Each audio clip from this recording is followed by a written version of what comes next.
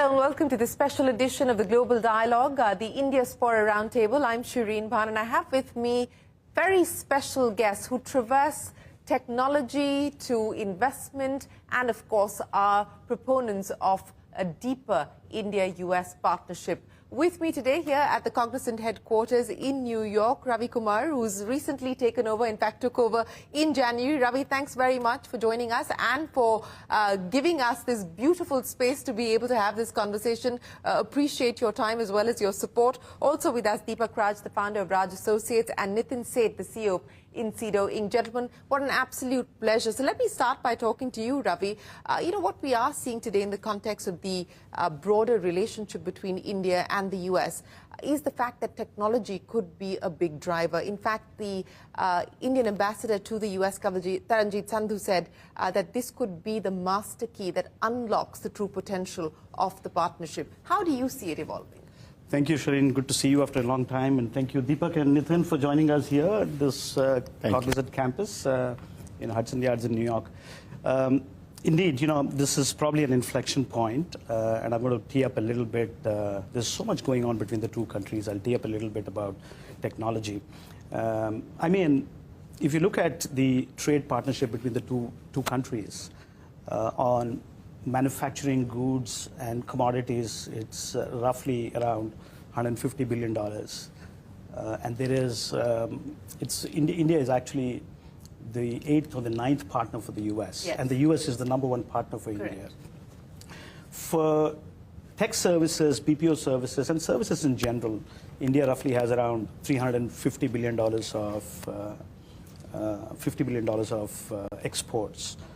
Almost 150 to 170 billion is actually tech services and BPO services. Half of it actually comes from the US, actually more than half, roughly 55% comes from the US. A lot of that was focused around tech services companies, big tech companies, actually delivering to enterprises in the US. And that has happened over the last 30 to 40 years. The change we're going to see now and the headroom we see now is a significant part of the future is going to come from global capability centers getting set in India. And why is that an important thing? Technology is so core to businesses. For the last 40 years or so, technology was actually in some ways an enabler to business. Technology is embedded into products and services. If that is the case, corporations in the US are going to set up their own technology muscle. Which is already happening. I mean, and literally every company is there. 1,500 of them are already there. 200 got set in the last 2 years. Another 300 are going to be set in the next 3 years. So it's a fascinating opportunity because it creates a heterogeneity in that landscape. The second, I would say, is the advancement of AI, deeply embedded into technology services and into the operational landscapes of enterprises. If India is going to be the office of the world, as they call it, for the next 1 decade, you're going to have robots and people working together and robots amplifying human potential. It's a huge opportunity, and I actually think India would be the robotic capital of the world. The third, I would say, India has an amazing opportunity around new age software SaaS companies. There is a small percentage of that dollars which actually gets exported to the US, but that's going to proliferate in the next few years. There are 20-odd unicorns. That number is probably going to go to 100.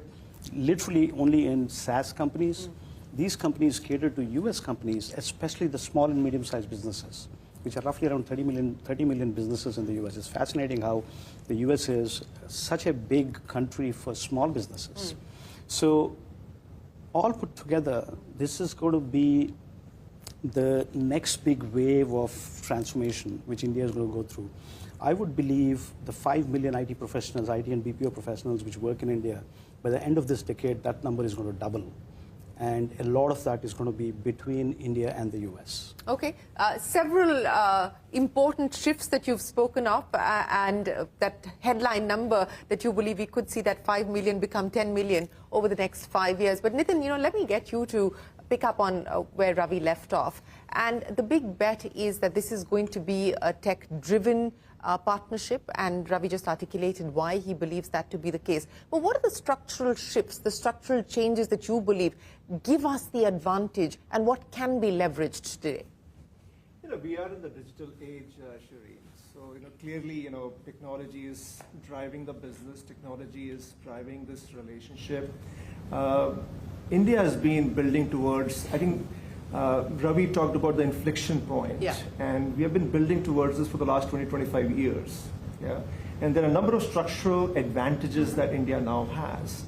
Of course, our age pyramid, with 65% of the population below the age of 35. A lot of the IT services industry. Yeah. I think it's really a shining example of success that India has created, and it's truly we are the global leaders in that. You look at the cell phone, the smartphone penetration. You look at the Aadhaar stack. There is. We always have this image of India being kind of like the laggard. I moved from India to the US 4 years back, and I find that in many aspects of digital and technology infrastructure, India has leapfrogged. Digital payments is a very good example of that. So these are 4 or 5 big structural shifts that have happened in India. Now, what does all of this mean? The nature of, let's say, just the technology partnership between US and India, I think is changing very, very significantly. The first is that India is no more just the, it's not just the software workers. Yeah. It is not just the factory or the workforce for the US or for the world. And I think Ravi touched on this point. I think a lot of the intellectual capital creation is happening from India and will happen more. Yeah? Because new technologies, AI, robotics, blockchain, see, nobody really has a premium on those. Yeah? Everybody's trying to figure them out. And the ecosystem that has got created in India is actually is very, very, is such a tremendous opportunity for the world. Yeah. So that's kind of one very big shift that India started by kind of doing the low end, being the coding capital, but is, I think, poised to become the intellectual capital. The second big shift is from supply to demand. India is already the 5th largest economy. In the next 4 to 5 years, it's going to be the 3rd largest economy. It's a massive, big point of consumption. Yeah. And as more and more services get digitized, that's a great opportunity for companies in the United States. Yeah. So the nature of that's the second kind of big pivot, where it was okay, US is the market, supply from India. But I think that is also going to change. Yes, the consumption story is going to change, and a lot of that is going to be predicated on whether we unlock that per capita consumption story as well. And the bet is that if we go from $2,500 to $5,000, it will truly unshackle the consumption story that we are talking about. But Deepak, we're talking about impact and influence. Now, in the context of this relationship today, from a diaspora point of view, people like Ravi and Nitin sitting here heading businesses in India. You've got large corporations being run by Indian origin CEOs. You've got people in politics in the White House as well of Indian origin. From an impact and an influence perspective, what do you believe has changed, and what would you like to see change from here?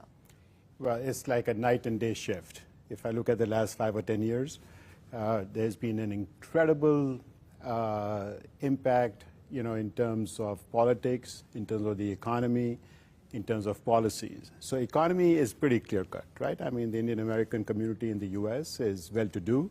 That's pretty well established.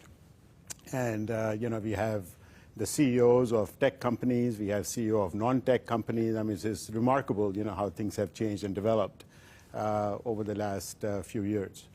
In terms of policies, you mentioned this already, but there are an amazing number of high-level officials in the Biden government now who are of Indian American origin. And these are not, so let me give you 2 or 3 examples. The chief domestic policy advisor to the president is an Indian American. The number 2 person in the State Department is an Indian American. The person who runs the personnel department, where all the appointments are made in the White House, is an Indian American, and there are many others. So I think that the impact that we have now in government, in the economy, has really become much more significant than I've at least ever seen. And I think we have a long ways to go. Right now in terms of politics, we have obviously the vice president is of Indian American origin. We have 5 people in the Congress, Indian Americans, and that number should be much higher, I think, over the long term. And we have a lot of people now at the state level, who want to fight for local elections. And one of the really gratifying things that I have seen here is that the young men and women from our community who are showing interest in political career is just amazing. And these are kids from Harvard and Stanford and Princeton and what have you, and they are devoting their life to public service. So a remarkable change, I think, in the community and how the community has taken on the these 3 or 4 areas. We will take a break here on the Global Dialogue. Don't go anywhere. We're back with more on what the potential is for the India-US partnership right after this.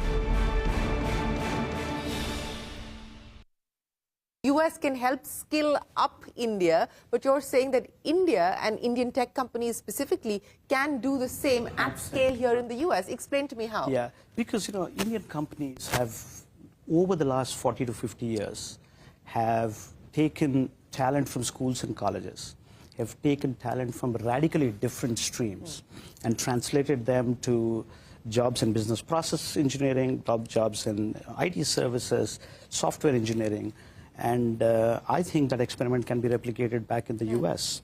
The polarization... But what will make it happen? I mean, will it need to be driven by the government? Will it need to be driven by the private sector? What will make it happen? The private sector, the Indian tech services companies already do that. The private sector in the US, the Indian companies which work in the private sector in the US already do that. We just have to scale that up. The US has 10 million open jobs, and there are only 7 million people available. So if we do that, it's going to create a flywheel to create more jobs in India, because it's going to create downstream opportunities across. So I think it's a flywheel you can create on both sides to create an equal opportunity. Now, coming back to the question you originally had, I think the template of ID services and BPO services, in some ways, it's a proven template.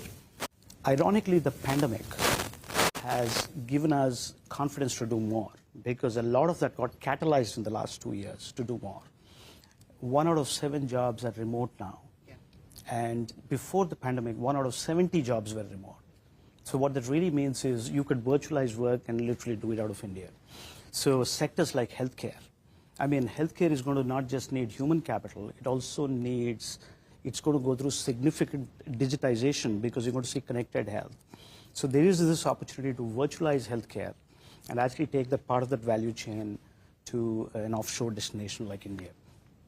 I would also say that healthcare workers, which are needed all over the world, India can be a fascinating opportunity to extend what we did in IT services and BPO services to healthcare. Education. I mean, we have 4,000 edutech companies in India which are reskilling capabilities in India.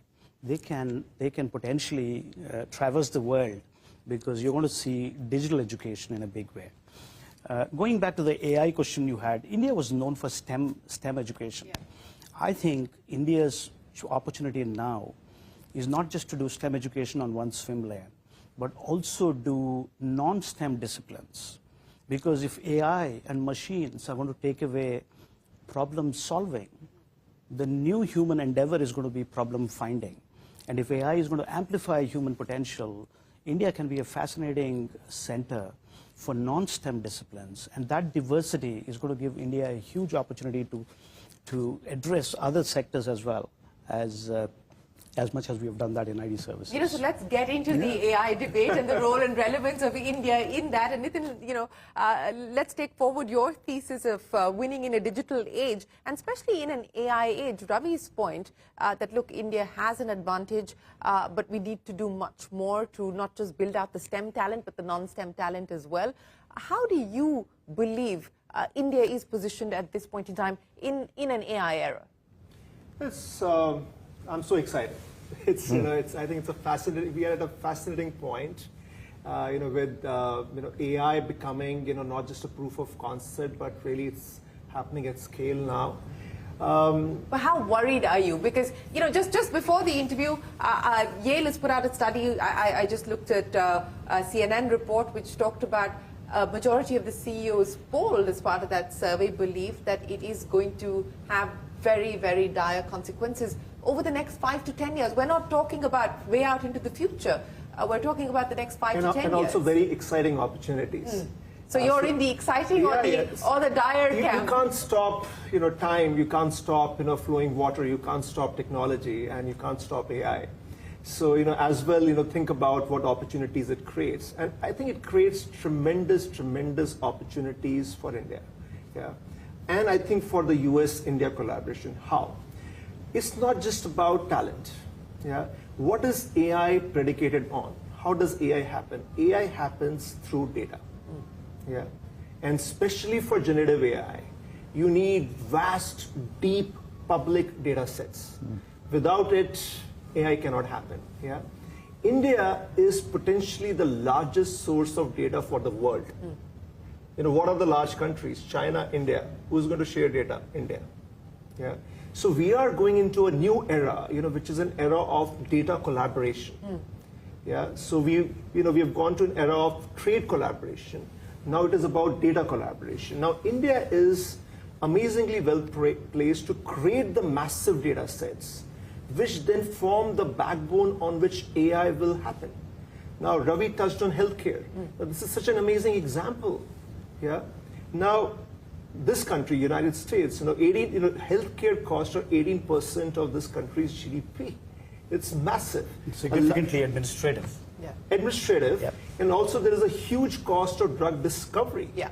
Now, a lot of that underlying data, you know, you can, you know, conceptualize, you know, happening in India.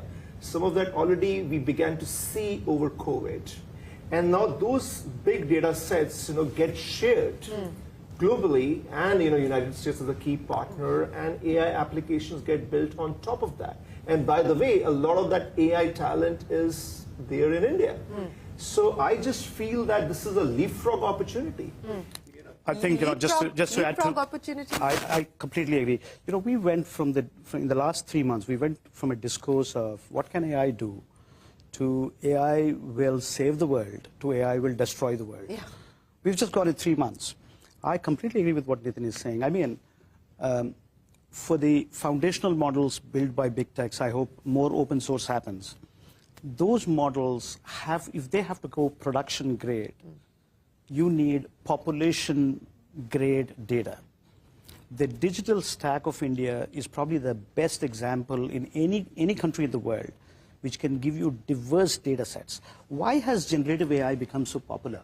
We went from narrow data sets which had narrow errors and which had predictable outcomes. The big shift on generative AI is we went to large data sets, unrelated data sets, unlabeled data sets, and with a lot of error. And therefore, it gives you a new content.